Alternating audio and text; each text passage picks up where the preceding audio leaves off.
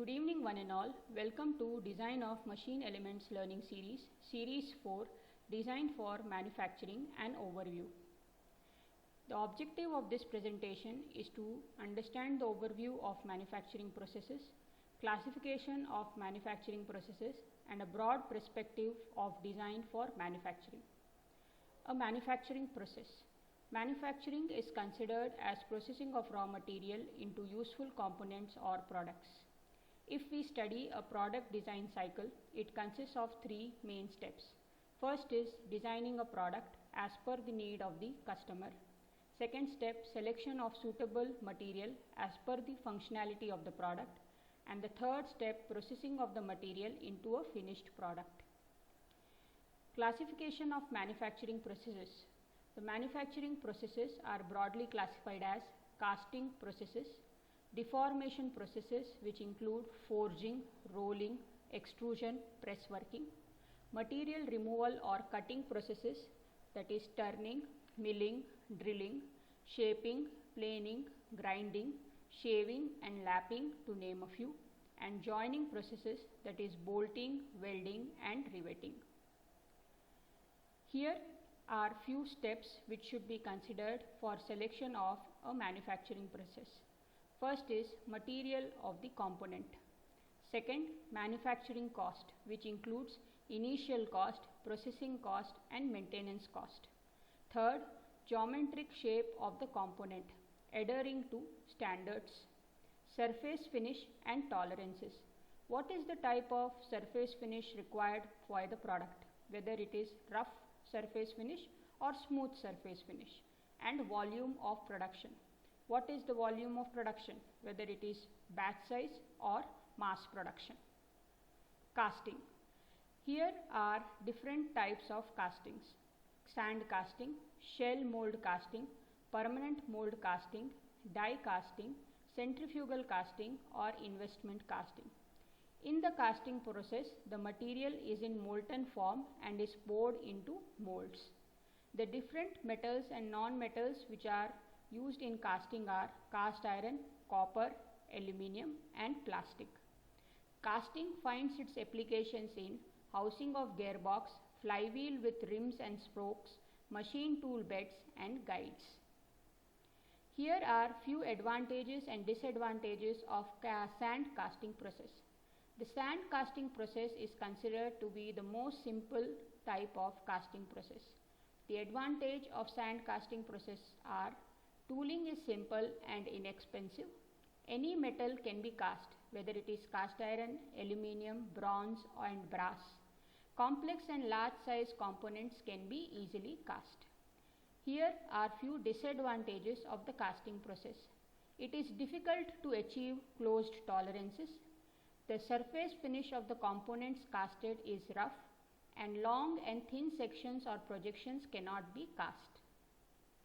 Deformation processes, that is forging. Forging is classified further into three types: hand forging, press forging or up forging and drop forging. It is found that 80% of the forging components are made by drop forging method. In the forging method, it is important to understand that metal is in plastic state and it is forced to flow in the desired shape. The applications of the forging are connecting rods, crankshafts and I-section beams. Here are few advantages and disadvantages of forgings. Advantages: inherent strength and toughness. It is found that fiber lines can be arranged in predetermined way to suit the direction of external forces which act upon the forged component. Hence, the forged components have inherent strength and toughness. There is no material wastage in forged components. Hence, there is good utilization of material. Thin sections can be provided in the forged components without reducing strength. Hence, the forged components are light in weight. It is possible to achieve close tolerance in forged components, and the forged components can be produced at a rapid rate with reproducibility. The disadvantages of the forging process are: first, it is an expensive manufacturing process. The tooling is expensive. Second, the process is suitable for large-scale production only. Material removal or cutting processes. Material removal or cutting processes are broadly classified as metal cutting processes, grinding processes, and unconventional machining processes. Depending upon the shape of the machined surface, the material remove process is selected. If we want to machine flat surfaces, it can be obtained by shaping, milling, and planing processes. A facing operation on the lathe machine can also give us a flat surface, and the finishing methods like broaching and surface grinding can also give us flat surfaces. Cylindrical surfaces. Turning is a popular method to machine external cylindrical surface. Drilling and boring are popular methods to machine internal cylindrical surfaces. The advantages and disadvantages of metal cutting processes are: advantages: almost all metals can be machined, closed tolerances are achievable, and components have a good surface finish. Disadvantages: machining processes are costly and have a low rate of production as compared to casting and forging. Machining of thin sections or projections is not possible in machining processes, and there is material wastage during material removal process. We have observed this material wastage when we have performed practicals on a lathe machine. Now let us study design for manufacturing. As a designer, here are following few points which should be considered for ease and optimum cost in manufacturing. Redesign. The designer should always redesign components to eliminate processing steps. Total number of parts. It is informed that the total number of parts should be less in number. Economic scale. The designer should choose an appropriate economic scale for a part or process. As far as possible, standardized parts and components should be used. The designer should make part geometries in such a way that there is minimum wastage of material and time during manufacturing. If possible, the designer should avoid secondary machining and finishing processes, and it should be used if absolutely necessary. Ease in assembly. It should be kept in mind that there should be an ease in assembling of the components.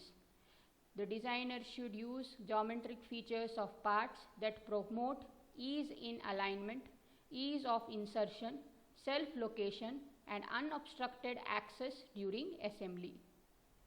There is no need to use separate fasteners, and the assembly should be done by using tabs, snap fits, or interlocking geometries. It should always be taken care that to integrate parts and reduce the support costs and minimize system complexity. Design for critical points like accessibility, inspectability, disassembly, maintenance, and recycling should be considered. Let us now introduce you to a new concept known as circular economy. Development of sustainable design and engineering methods to improve the reuse, repair, and remanufacturing and recycling of products for a circular economy. As a design engineer, it is important for you to design parts which are reusable, repairable, remanufacturable, and recyclable. The following diagram gives you that how parts are manufactured from an industry, the consumption and use of parts. They can be sent back to the industry for remanufacturing rather than being thrown as waste. This would help us to save our resources. The following presentation is made from the references Design of Machine Elements by B.B. Bhandari, 3rd edition, McGraw-Hill Publications, Machine Design by R.K. Jain, Khanna Publications, Definition of Circular Economy from Circular Economy and Introduction and EDX course, and Image of Circular Economy from Europea EU. Thank you very much and wish you a happy learning.